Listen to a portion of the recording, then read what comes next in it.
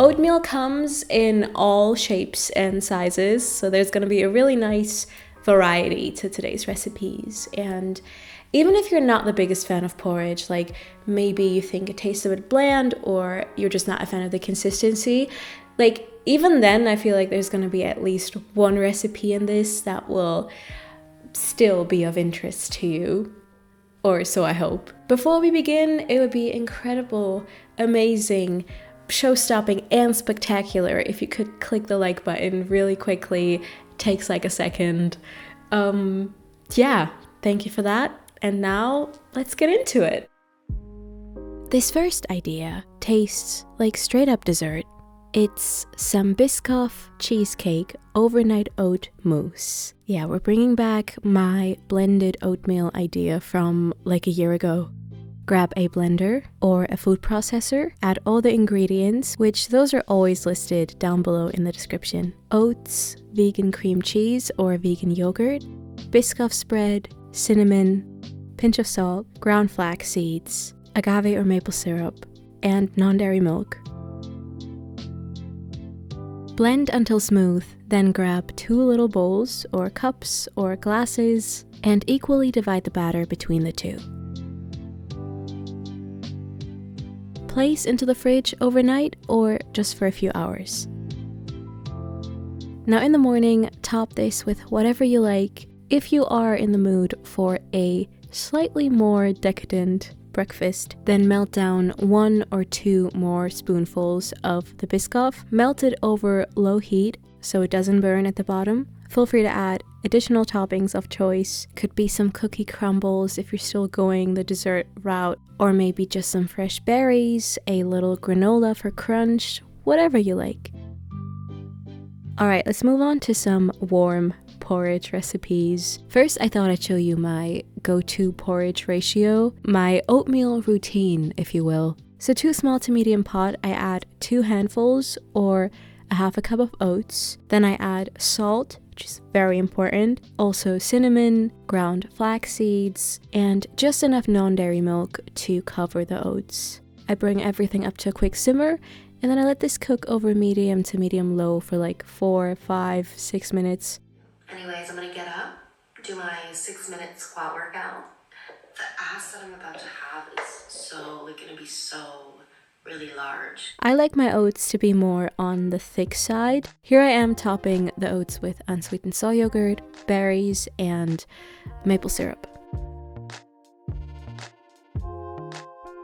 Okay, so I may have unlocked the best savory oatmeal recipe there is, with the help of a lovely Instagram follower, of course, Miso Oats. These are delicious for breakfast, lunch, dinner. Like, even if you take away the toppings, it's amazing. First, I finally cut up a small shallot.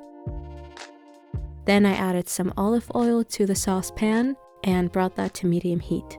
Once it was hot, I added the onion together with some chili flakes and allowed that to cook for about 5 minutes.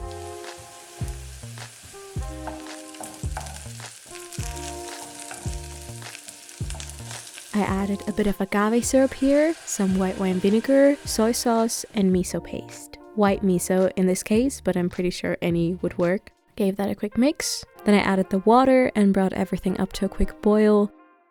I would suggest going for rolled old-fashioned oats, just so this has a bit more texture.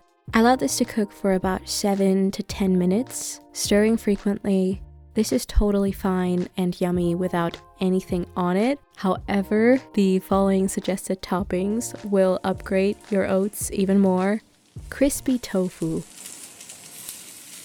I just let them pan fry for about 2-3 minutes on each side, and then I gathered my remaining toppings, which would be some avocado. This was one of the best avocados I think I have eaten in a long time. It was so good.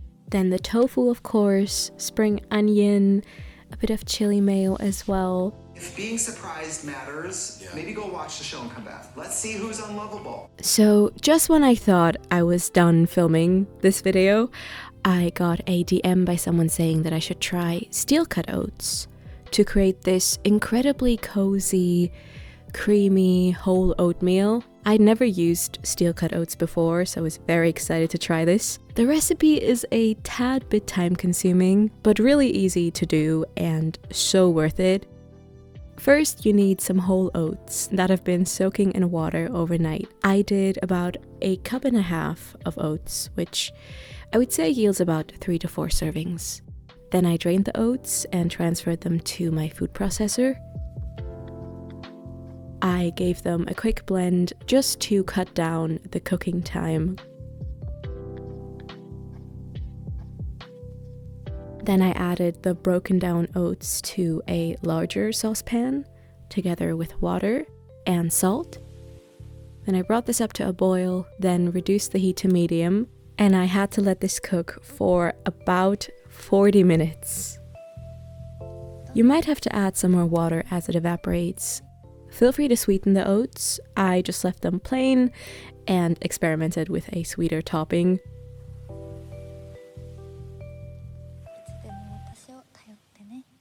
I made some caramelized banana chunks here, cutting 2 bananas into chunks and sauteing those in some vegan butter over medium heat in a separate saucepan, together with a bit of maple syrup. Just gave that maybe 3 minutes. I had some friends come over for a little oatmeal study work session, which was really cozy.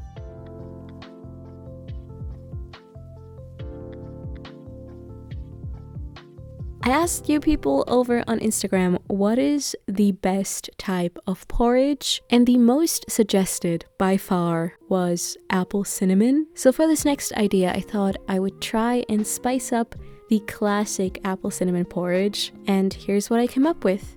Alright, so to the saucepan, I first added a bit of vegan butter, allowing that to melt over medium, and in the meantime, I cut up a small red apple, plus a handful of almonds. Transfer those to the butter saucepan and allow everything to cook for about 5 minutes. Then add some brown sugar, some cinnamon, and a bit of almond aroma if you have that. Then add your oats and the non-dairy milk and allow everything to cook once again for 6 to 10 minutes or until you're happy with the consistency.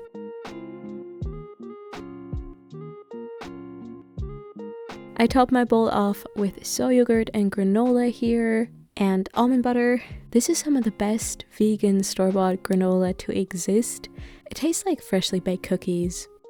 Here I am once again attempting to make latte art. I really need to just sit down and watch an actual YouTube tutorial on this topic because I haven't, and it shows. Calling this next recipe oatmeal is more than just a stretch, but it is essentially just made up of oats and it's really good, so I had to include this here. These are tahini chocolate chip oatmeal blondies. They're great for meal prep as well. First, grab an 8x8 inch brownie pan and cover it with parchment paper. Preheat the oven to 180 degrees Celsius. Grab a blender or a food processor to which you're going to add all the batter ingredients except for the chocolate chips. We've got oats, a bit of all-purpose flour, brown sugar, salt, baking powder, tahini, vegan butter, vanilla, and applesauce. Also add a tiny bit of non-dairy milk just to help this mixture blend and become somewhat smooth. Then dump in the chocolate chips and give that another quick blend just until the chocolate is distributed nicely. Lastly, transfer the batter to the prepared brownie pan, smooth it out using a spatula, and feel free to sprinkle some more chocolate chips on top. And then put this into the oven until nice and golden brown. Allow this to cool for at least 20 minutes before cutting this into slices.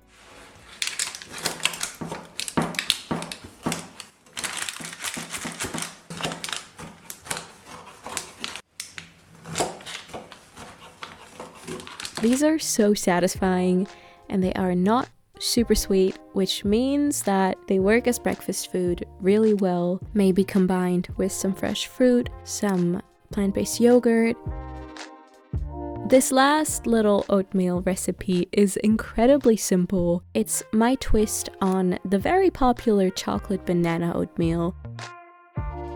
To the saucepan, I'm adding oats, salt, half of a banana that is mashed. The second half will be used for topping later. Also some chocolate chips. And then I'm also adding a bit of Biscoff spread. You could do almond or peanut butter for a healthier option. Also add water and milk, and then that is it.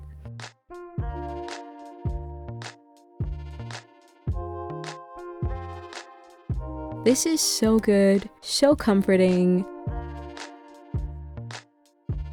And that concludes today's recipes. Thank you so much for watching. Thank you for being here. Click subscribe if you haven't already. I hope you had a great time watching. I certainly had a good time making this video. And yeah, hope you have a good rest of your week. Bye! Oh, isn't she lovely? Isn't she wonderful? Isn't she precious? Less than a minute.